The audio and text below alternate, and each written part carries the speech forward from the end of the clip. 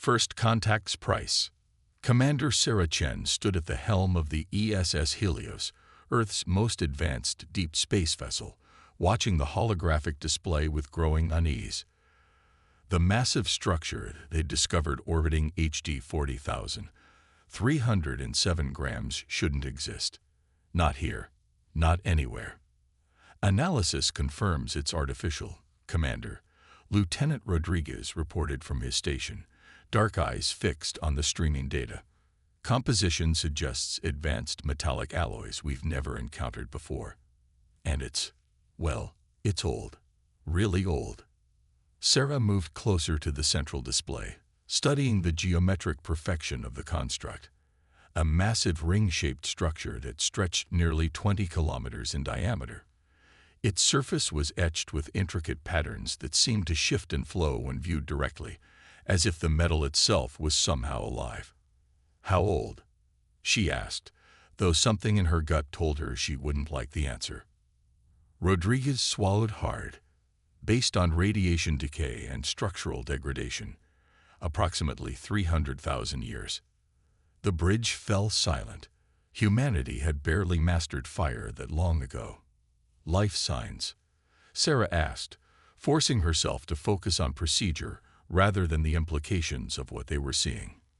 None detected. Lieutenant Park responded from the environmental station. But there's something else. The structure is still powered. We're detecting energy signatures throughout the superstructure. And they're responding to our presence. As if on cue, the massive ring began to pulse with a soft blue light. Patterns of energy cascaded across its surface like ripples in a pond. All stations, yellow alert, Sarah ordered, her voice steady despite the adrenaline coursing through her veins. Park, get me a full spectrum analysis of those energy patterns. Rodriguez, I want structural weak points mapped and logged. If we need to get out of here fast, I want to know where to hit it. Her crew responded with practiced efficiency, but Sarah could sense their unease. This wasn't like their previous discoveries. The ruins of long-dead civilizations or ancient automated outposts. This was different. This was active. Waiting. Commander, Park's voice cracked slightly. The energy patterns, they're forming into a coherent signal. I think it's trying to communicate. Sarah straightened her uniform. First contact protocols had been drilled into them countless times, but somehow she doubted any of those simulations had covered a situation quite like this. Can you decode it? Working on it now. The base mathematics seem universal. Prime numbers, geometric sequences. Give me a moment to. Wait. Park's fingers flew across his console. Got it. Translating now. The bridge speakers crackled to life with a synthetic voice that somehow managed to sound both ancient and immediate. A TN human vessel. UAVENTRED restricted space. Your QUA and TUM signature HAAs BBE and LGGD. Preparing emergency protocols. Open a channel, Sarah ordered. This is Commander Sarah Chen of the Earth ship Helios. We come in peace and mean no harm. Please identify yourself and state your purpose. The response came immediately. Purpose. Kan te anamienti and obeses your vachon. Your species HAs HCHEVDQU8 and TUMQOHERENCE capability. This is NOTPREDICTED. Activating QONTINGNCYGOMEJ. The ring structure's pulsing increased in intensity, waves of energy now visibly rippling through space around it. Sir, Rodriguez called out, I'm detecting massive power buildups throughout the structure. Whatever it's doing, it's drawing enough energy to rival a small star. Sarah's tactical training kicked in. Shields up. Begin plotting an emergency quantum jump trajectory. Commander. Park's voice was urgent now. The signal, it's broadcasting on all frequencies, in all directions. I'm picking up responses. thousands of them, from all across the sector. Their wake-up calls. The holographic display suddenly lit up with new contacts, ancient structures, and satellites previously dormant now coming to life across hundreds of star systems, each one broadcasting the same message. Attention, all seeing Thailand el no dias. Human kuan tuum signatuari ttctv. Pattern omega koan fi armid. Initiating emergency ix odious protosios. The Great Filter, Hayes FAILET. What the hell is a great filter? Rodriguez muttered. Before anyone could respond, space itself seemed to shudder. The ring structure's energy output peaked, and for a brief moment, reality appeared to fold in on itself. When the distortion cleared, the structure was gone, leaving behind only a rapidly dissipating quantum wake. Track that signature, Sarah ordered. Where did it go? Impossible to say, Rodriguez reported. The quantum wake patterns are like nothing we've ever seen. It's as if it didn't just jump through space. It somehow moved sideways through reality itself. Sarah stared at the empty space where the massive structure had been moments before, her mind racing. Something about their presence, about humanity's mastery of quantum technology, had triggered an ancient alarm system. But why? And what were they running from? Commander, Park's voice was quiet now. We're still receiving signals from the other awakening nodes. They're all doing the same thing. Every ancient structure, every dormant satellite, they're all activating emergency protocols and leaving. Sarah felt a chill run down her spine as the implications hit her. They hadn't just discovered evidence of ancient alien civilizations. They'd discovered evidence of ancient alien civilizations that were still out there, watching and waiting. And something about humanity had terrified them enough to trigger a mass exodus. Send a priority quantum burst to Earth Command, she ordered. Tell them we may have accidentally started first contact by scaring the hell out of everyone else in the galaxy. As her crew carried out her orders, Sarah couldn't shake the feeling that this was just the beginning. Humanity had spent centuries wondering if they were alone in the universe. Now they knew the truth. They weren't alone, but perhaps they were more alien than the aliens themselves. The question was, what happened next? The following days aboard the Helios were a blur of activity as Sarah's crew worked around the clock to analyze the massive amount of data they'd collected during their brief encounter. Each new discovery seemed to raise more questions than answers. Look at this, Dr. Emily Santos, their xenorchaeologist, said during one of their briefings. She projected a complex diagram showing energy patterns from the ring structure. These aren't just random fluctuations. This is a language, mathematics written in quantum states. They weren't just watching us. They were studying us, categorizing us. Categorizing us for what? Sarah asked. Emily's expression was troubled. Based on what we've decoded so far. Threat assessment. They were measuring our capability to manipulate quantum fields, comparing it against some kind of predetermined scale. When we crossed a certain threshold, they ran, Sarah finished. But why? What could be so terrifying about our level of technological development? The answer came 3 days later, hidden in the depths of the encoded transmissions they'd intercepted. Rodriguez was the one who found it, buried beneath layers of quantum encryption. They call themselves the Precursors, he explained, displaying his findings. They've been watching Earth since we first split the atom. But it wasn't our destructive capability that worried them. It was our understanding of quantum mechanics, specifically our approach to it.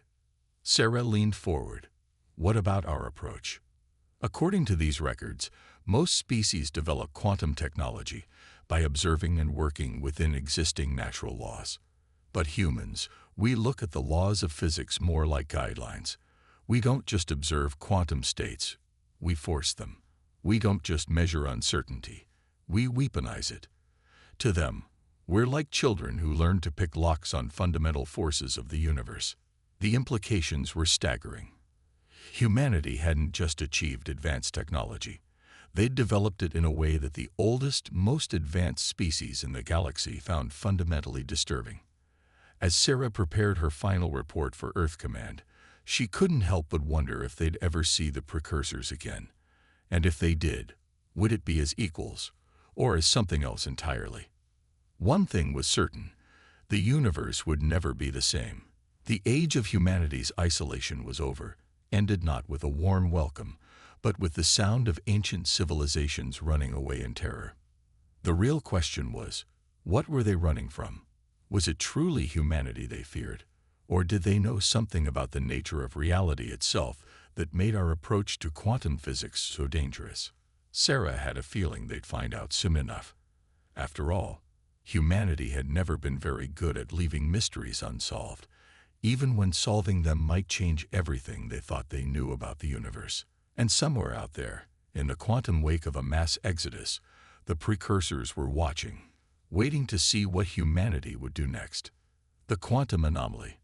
Dr. Marcus Way stood before the assembled Joint Space Command Committee, trying to hide his excitement behind a mask of professional composure. The holographic displays behind him showed complex quantum field equations that would have been meaningless to most humans just a decade ago. "Ladies and gentlemen," he began, "what Commander Chen's team discovered isn't just evidence of advanced alien civilizations. It's proof that we've been approaching the fundamental nature of reality from a completely different angle than any other species we know of." Admiral Hassan leaned forward, his weathered face illuminated by the floating equations. "Different how, exactly?" Marcus gestured, and the displays shifted to show comparative analyses. "The precursor technology we've managed to study operates by essentially asking the universe for permission. Their quantum manipulations are elegant, subtle. They work within existing probability fields. Our technology, on the other hand—" He paused, allowing himself a small smile. "We kick down the door." The room stirred with murmured conversations. Marcus continued, "When we activate a quantum drive, we don't just slip between possibilities. We force them. We create artificial quantum states that shouldn't exist naturally. To the Precursors, this would be like watching someone casually violate causality itself." "Are you saying we're doing something wrong?" General Chen asked, her voice sharp. "No," Marcus replied quickly. "I'm saying we're doing something unprecedented. The Precursors built their entire civilization on the principle that certain laws of physics were immutable. We proved them wrong, not because we're more advanced, but because we never accepted those limitations in the first place." The implications hung heavy in the air. Humanity hadn't just stumbled onto the galactic stage. They'd crashed through it, breaking rules they never knew existed. Aboard the newly commissioned ESS Prometheus, Lieutenant Jessica Patel watched the quantum field readings with growing fascination. The massive ship, built incorporating some of what they'd learned from the precursor data, was preparing for its first test of an enhanced quantum drive. "Field coherence at 98%, she reported, her fingers dancing across holographic controls. "Quantum matrix stable." Captain David Rodriguez, promoted after his role in the initial contact event, nodded from the command chair. "Take us in slowly, Lieutenant. Let's show our distant friends that we can do subtle too."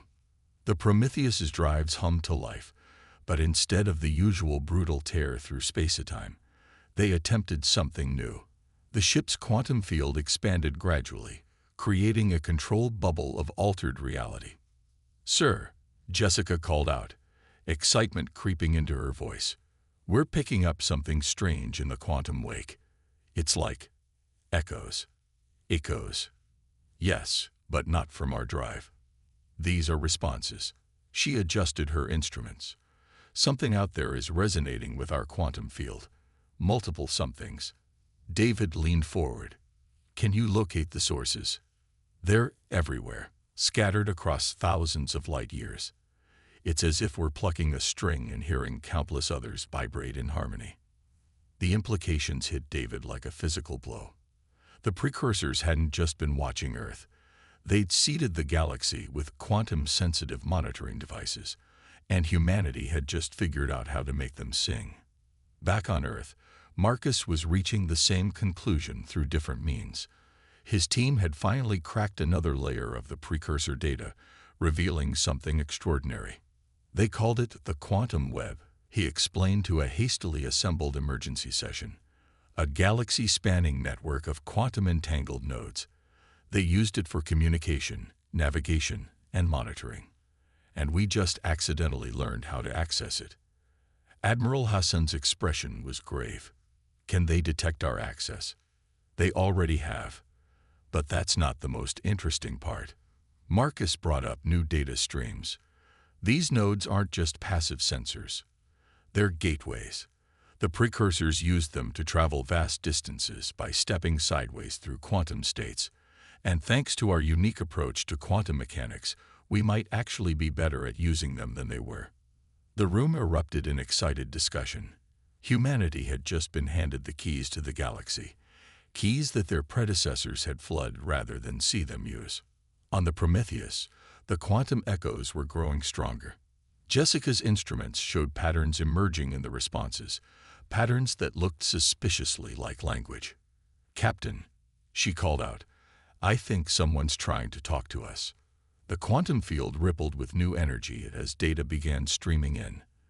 The ship's eye struggled to translate the pure mathematics of quantum states into something comprehensible. "NQUIRO. IDENTITYCONFIRMATION requested. Human quantum signaturity DTETTED. Anomaly status co-environment." David straightened in his chair. "Open a channel using the same quantum frequencies. Let's show them we can do more than just break their toys." Jessica nodded, configuring the quantum drive to modulate its field in response. The ship shuddered slightly as they essentially turned their entire propulsion system into a communications device. RESPONSC. ESS Prometheus of Earth. We seek PEC fuel contact. The reply came instantly. Wo ar ning. Human huantum. Manipulation. XCED's safety parameters. Reality integrity. Compromised. "They think we're dangerous," Jessica muttered. David smiled grimly. "No, Lieutenant. They think we're impossible. Let's show them what impossible really looks like." He opened a channel to Earth Command. "This is Captain Rodriguez. We've made contact through the quantum network. Request permission to attempt full quantum translation into their communication space." The response took several minutes as the implications were debated. Finally, Admiral Hassan's voice came through. "Permission granted, Captain. Make history." The Prometheus's enhanced drives spooled up to full power. This time, they weren't trying to move through normal space. They were attempting something far more ambitious, a controlled shift into the quantum realm itself.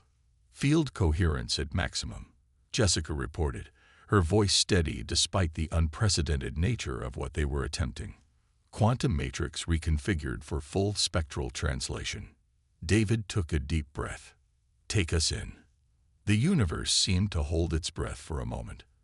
Then reality itself began to fold around the Prometheus, not in the violent tear of a normal quantum jump, but in a smooth, controlled transformation.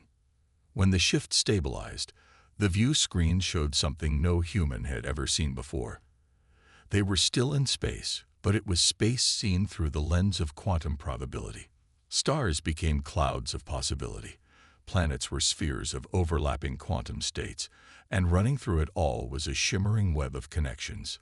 The quantum network in its true form. And they weren't alone. Scattered throughout this quantum realm were structures, vast geometrical shapes that somehow managed to exist in multiple states simultaneously.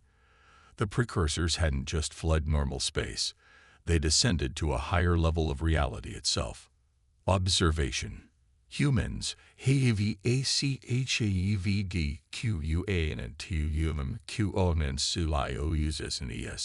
reassessment required. David smiled. "Tell them we come in peace, but we're not going away. The universe is big enough for both our approaches to reality." As Jessica transmitted their response, David couldn't help but feel they were standing at a turning point in human history. They had proven they could match the Precursor's sophistication when needed, but had done so in their own uniquely human way. The question now was, would the Precursors return to talk, or would they retreat even further into the quantum realm? And what other impossibilities would humanity break while waiting to find out? The Shadow Fleet. The quantum realm shimmered with untold possibilities as the ESS Prometheus hung suspended in a sea of probability. Around them, the ancient quantum network pulsed with activity, but not all of it was friendly. Multiple contacts. Jessica called out, her hands flying over the quantum-configured sensors. They're emerging from overlapping probability states. I've never seen anything like this. Captain Rodriguez watched as the threat materialized. Ghostly ships phased into existence around them, their forms constantly shifting between different quantum states. The Precursors might have fled, but they hadn't left their territory completely undefended. Defensive systems, he muttered. They left behind automated guardians.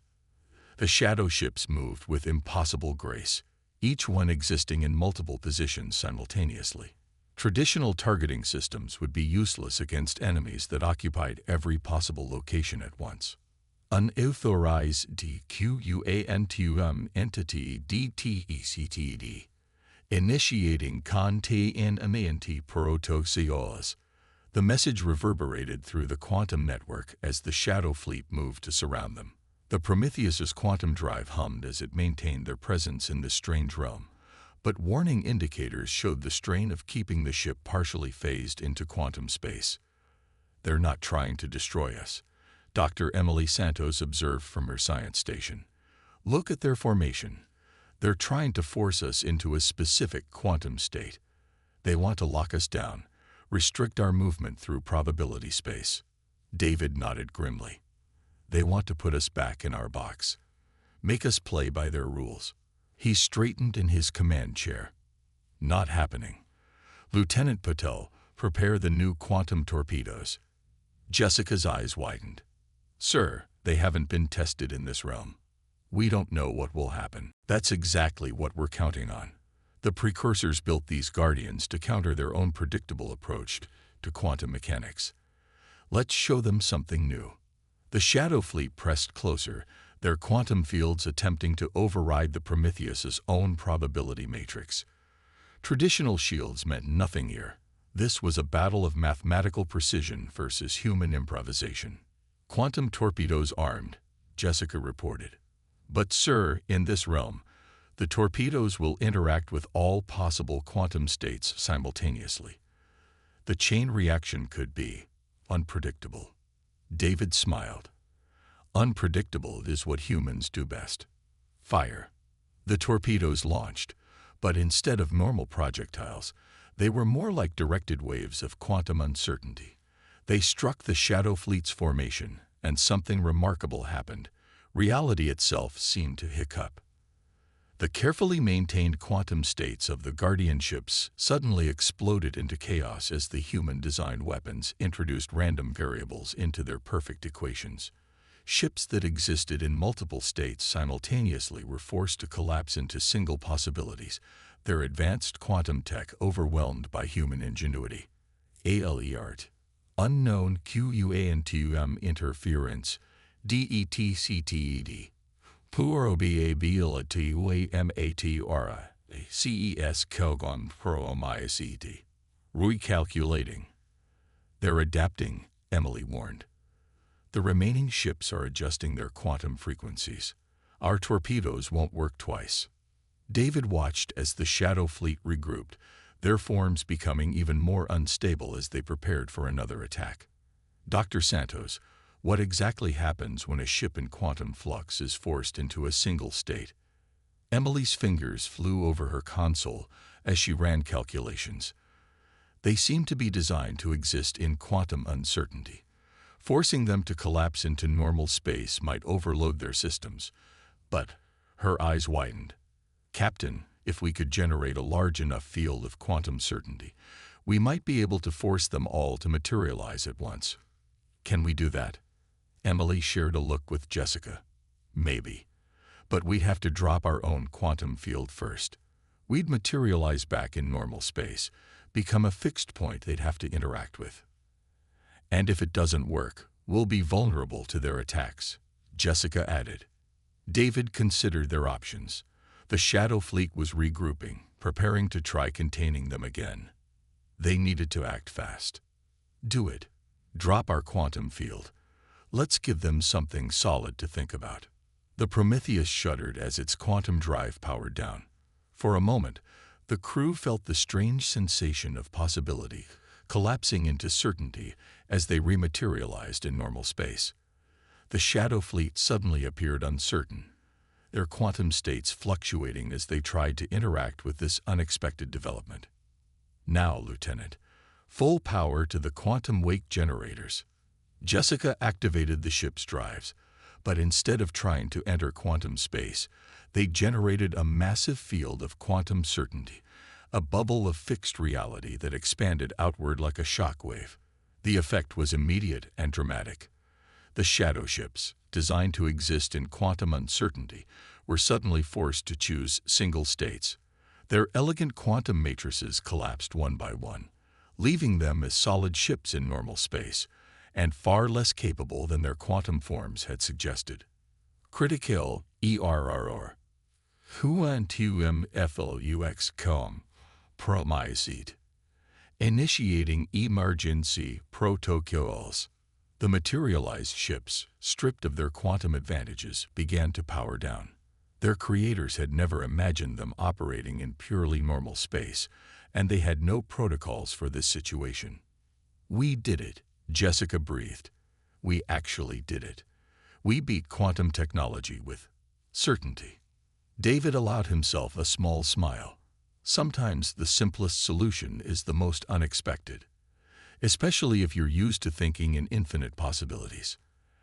As they watched, the defeated Shadow Fleet began to disappear, not through quantum manipulation this time, but through conventional faster-than-light jumps. They were retreating to report this unprecedented defeat to their long-gone masters. Emily was already analyzing the data they'd collected. Captain, this encounter proves something fascinating. The Precursors built their entire defense doctrine around the idea that advanced civilizations would try to match their quantum sophistication. They never considered that we might just opt out of their quantum games entirely. That's humanity for you, David replied. When the rules don't work in our favor, we change the game. As the Prometheus's crew began documenting their unprecedented victory, signals were already racing through the quantum network. Humanity hadn't just defeated the automated guardians, they'd demonstrated a fundamental new approach to quantum warfare. The question was, would this finally bring the Precursors out of hiding, or would it only convince them further of humanity's dangerous unpredictability? The answer, as it turned out, would come sooner than anyone expected, and from a direction no one could have predicted. Breaking reality's chains, the quantum network was alive with activity. After the Prometheus's victory over the Shadow Fleet, something fundamental had changed. The ancient defense systems weren't just retreating. They were evolving, adapting to this new threat in ways their creators had never intended. Dr. Emily Santos stared at her quantum analysis screens aboard the Prometheus, her eyes wide with realization. Captain, you need to see this. David Rodriguez moved to her station, studying the complex patterns of quantum information flowing through the network. What am I looking at? The network isn't just a communication system, Emily explained, highlighting specific data streams. It's a containment grid. The Precursors didn't just build it to watch and travel. They used it to maintain what they considered proper quantum states throughout the galaxy. Maintain them. David frowned. You mean enforce them? Exactly. Look at these patterns. She brought up comparative analyses. Every time we use our quantum drives, we're not just breaking their rules, we're actively disrupting the quantum constraints they built into the fabric of space itself. The implications were staggering. The Precursors hadn't just been enforcing their view of physics, they'd been artificially limiting what was possible. Lieutenant Jessica Patel joined them, her own quantum sensors detecting something new. "Sir, the network is changing. After our battle with the Shadow Fleet, the automated systems are attempting to repair what they see as damage to the quantum framework. But our presence, our very way of manipulating quantum states, is preventing them from restoring full control." David straightened, understanding dawning. "We're not just breaking their rules. We're breaking their entire system of reality enforcement." Back on Earth, Dr. Marcus Way had reached a similar conclusion through different means. His team had finally decoded enough of the precursor data to understand the true purpose of their exodus. "They didn't run because they were afraid of us," he explained to the Joint Space Command. "They ran because we proved their entire understanding of reality was wrong. The quantum constraints they built into the galaxy weren't just for control, they were for stability. They believed that without these limitations, reality itself would unravel." Admiral Hassan leaned forward. "And will it?" Marcus smiled. "That's the beautiful part. We've proven it won't. Every time we use our quantum drives, every time we force probability into new configurations, we demonstrate that reality is far more resilient than they imagined. We're not breaking the universe, we're freeing it." Aboard the Prometheus, the implications of this discovery were becoming physical. The quantum network around them was shifting, changing, responding to humanity's presence in unprecedented ways. "The automated systems," Jessica reported, "they're not just adapting to us anymore. They're learning from us. The network is beginning to incorporate our quantum manipulation techniques into its basic functions." Emily's fingers flew across her console as she analyzed the changes. "It's more than that. The network is becoming more flexible, more dynamic. It's like we're teaching it to think differently about quantum mechanics." David watched as the quantum realm around them shifted, patterns of possibility becoming more fluid, less constrained. "We're not just changing the rules," he realized. "We're showing the universe itself that it doesn't need them." The ship's quantum sensors suddenly spiked, detecting massive disturbances throughout the network. Ancient systems, dormant for centuries, were activating, not to attack, but to adapt. ALERT. Quantum Paradigm HFY DETCTED. Warisuonedf. IYGURIN. All systems. Notice. Human QUANTUM PTERNS integrated. Warning. Precursor or containment PROTOCOLs dissolving. "They're coming back," Emily whispered, watching as new signals began to emerge from the deepest parts of the quantum realm. "The precursors, they can feel their system breaking down. They have to respond." David nodded grimly. "Alert Earth Command. Tell them we're about to have our second first contact. And this time, we're negotiating from a position of strength." The quantum realm rippled as massive structures began to phase into existence around them. Precursor ships, far larger and more advanced than the automated Shadow Fleet. But they weren't attacking.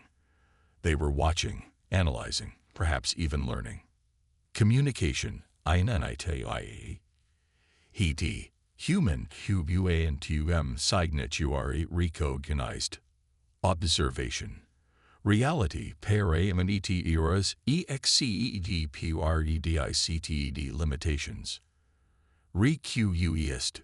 Exchange of QUANTUM methodologies PRPOZT. Emily looked up from her translation. "They want to talk. To learn. They're admitting their assumptions about reality were incomplete." David smiled. "Send our response. Tell them we're happy to teach, as long as they're ready to accept that sometimes the best way to understand the rules is to break them first." As the Prometheus's crew prepared for this historic meeting, David couldn't help but appreciate the irony. Humanity had spent centuries believing they were behind, trying to catch up to advanced alien civilizations. Instead, they had surpassed them simply by refusing to accept arbitrary limitations. The quantum realm shimmered with new possibilities as human and precursor ships moved into position for their first real dialogue. The universe, it seemed, had been waiting for someone to come along and question its constraints. Humanity hadn't just broken reality's chains. They had proven they never needed to exist in the first place.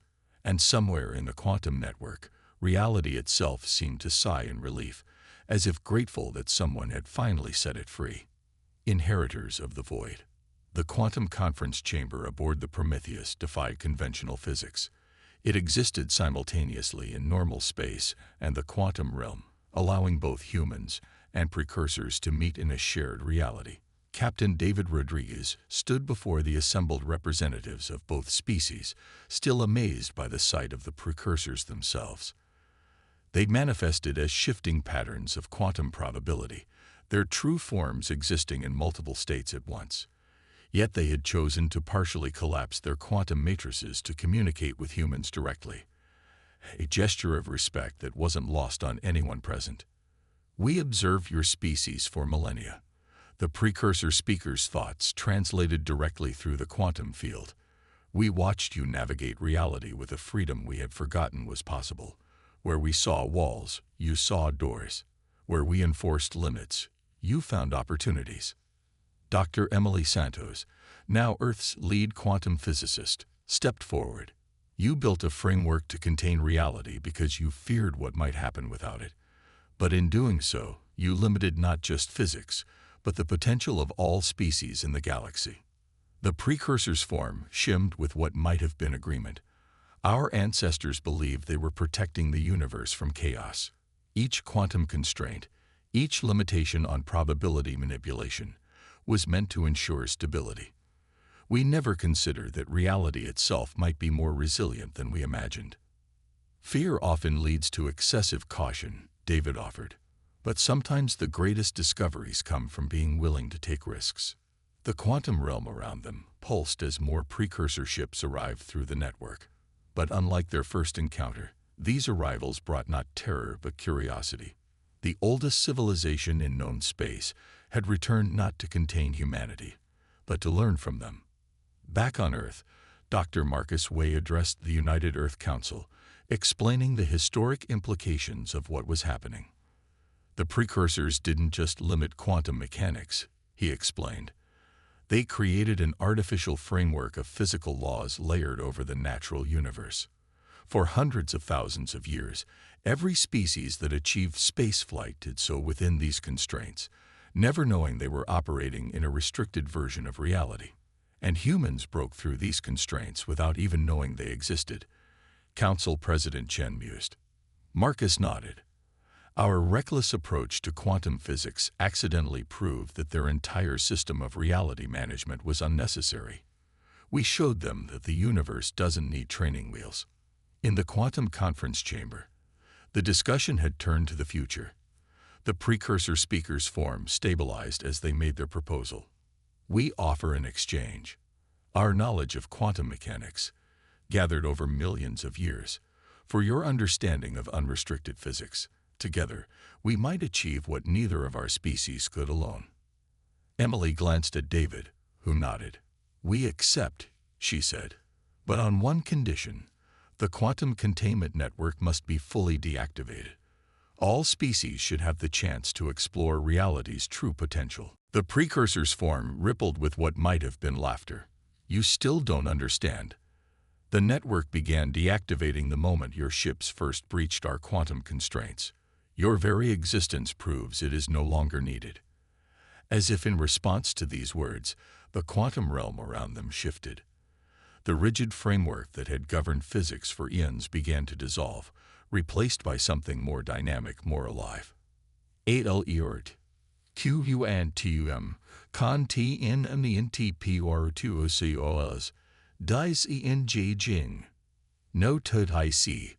Natural reality parameters restoring. Wo nang. Universal fate wises. RECALIBRET. Hoen.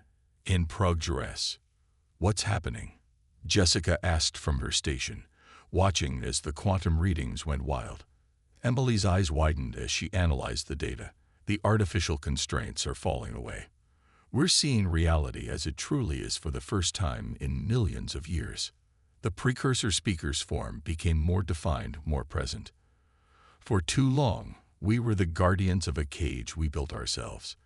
Now we can be explorers again, learning alongside humanity how to navigate a truly free universe. David watched as the quantum realm bloomed with new possibilities. Stars that had been locked into limited quantum states began to shine with new frequencies. Space itself seemed to breathe, expanding with potentials that had been suppressed for eons. We didn't just break your rules, he realized. We reminded the universe how to be infinite again. The precursor's response carried a tone of profound respect. And in doing so, you have become something we never expected. Not destroyers of reality, but its liberators. The inheritors of a universe we tried too hard to control. As the last of the quantum constraints fell away, ships from other species began appearing through the network. Civilizations that had developed within the precursor's framework were discovering, for the first time, what their technology could really do. There will be challenges, the speaker warned. Some species may struggle with this new freedom.